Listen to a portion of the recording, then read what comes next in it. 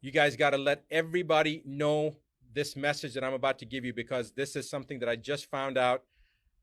It's beyond belief. This is regarding a House resolution that was initiated on May 1st of this year, like 4, 5, 6 days. I don't even know what day it is right now, but it was May 1st, introduced into the U.S. Congress. It's a House Resolution 6666.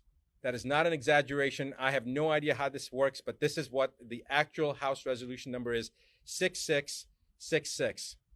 And I'm going to read you what that House resolution is.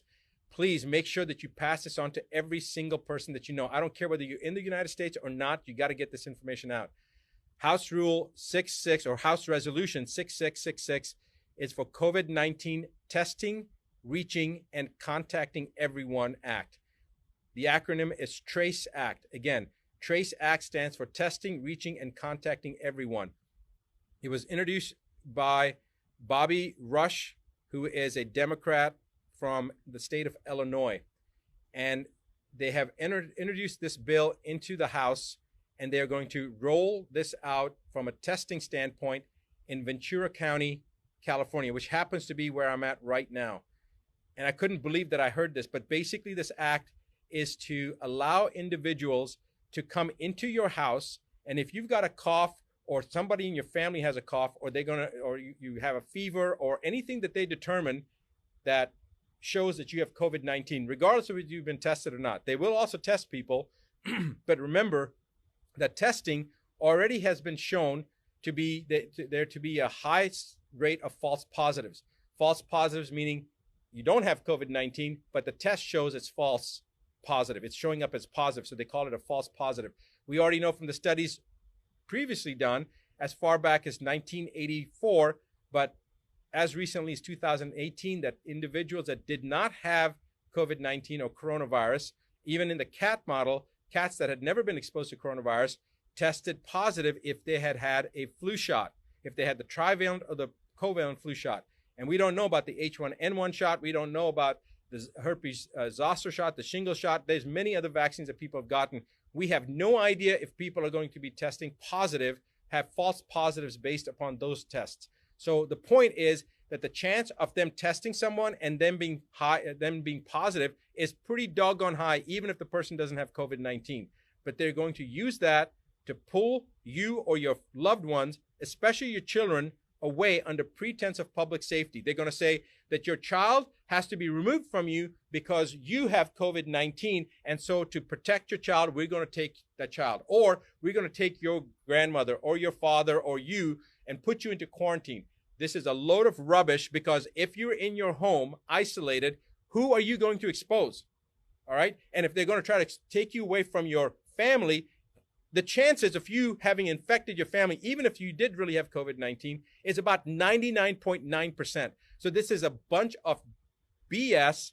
They're using this as an attempt to further divide us as individuals. They divided us from our friends, from our social circles. Now they're dividing us from our own family units. This is the most ominous sign so far that we've seen. I want you to all wake up. I want you to pass this information on. I want you to tell every single person that you know what's happening.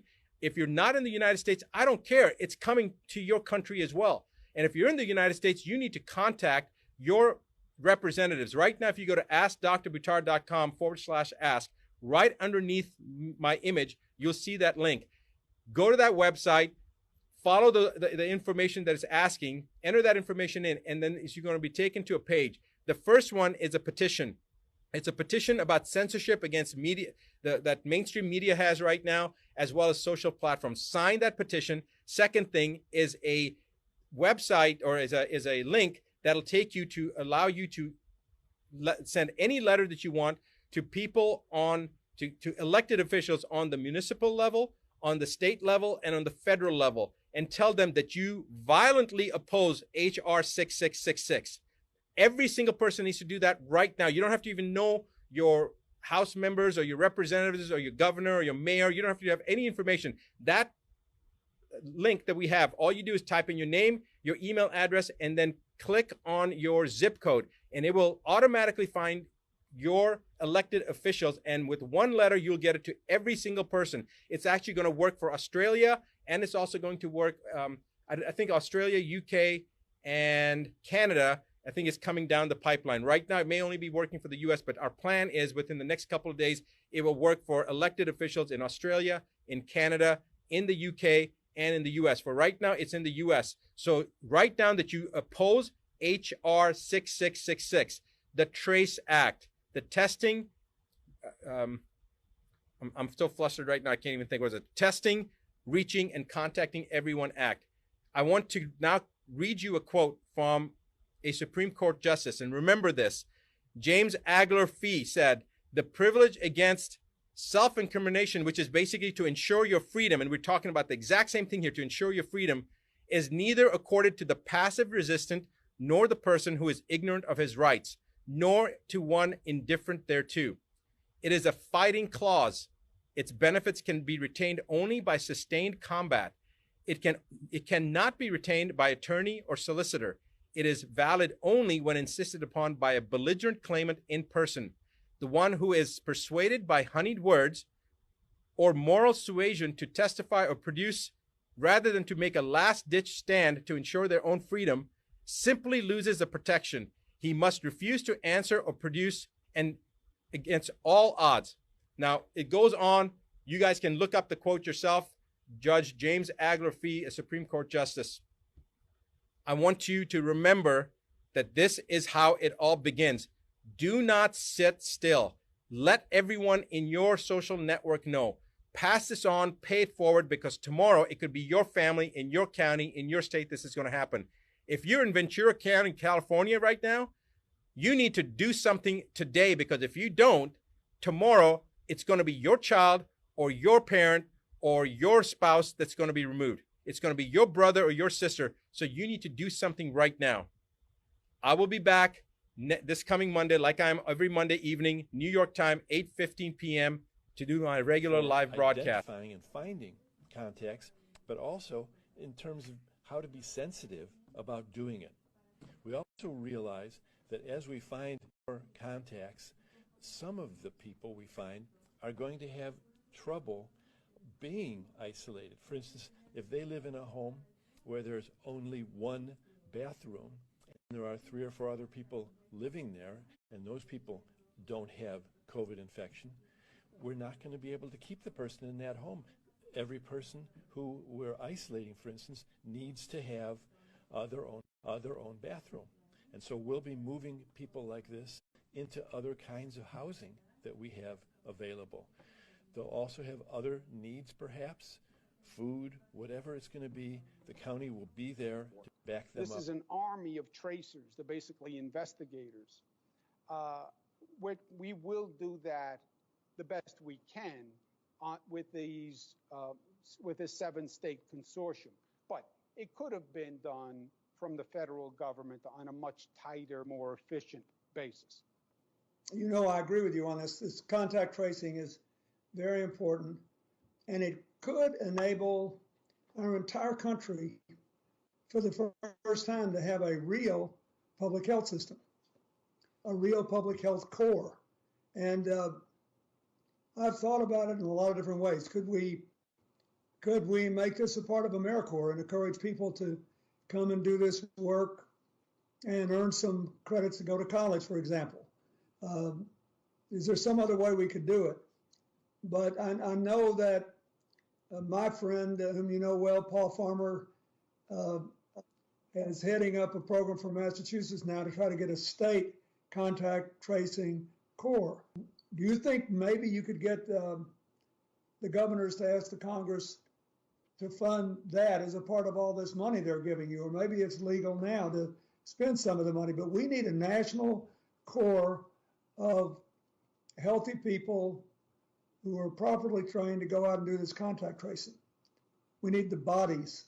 And it seemed to us as though no sort of systematic or concerted efforts around contact tracing were taking place in Massachusetts. So the governor here, Governor Baker, invited us to be part of a consortium and to offer some of the insights and experience we've had in other countries in hiring and training a a group, really a whole cadre of community health workers, or contact tracers rather. I can't help but say community health workers, and they would be virtually trained. They are being virtually trained and deployed right now. What we would do with this is that this virtual group of contact tracers would contact anybody who has tested positive to learn about their recent activities, who they may have been in contact with, and ensure that they can take steps to make sure that they can stay healthy and not spread the virus any further.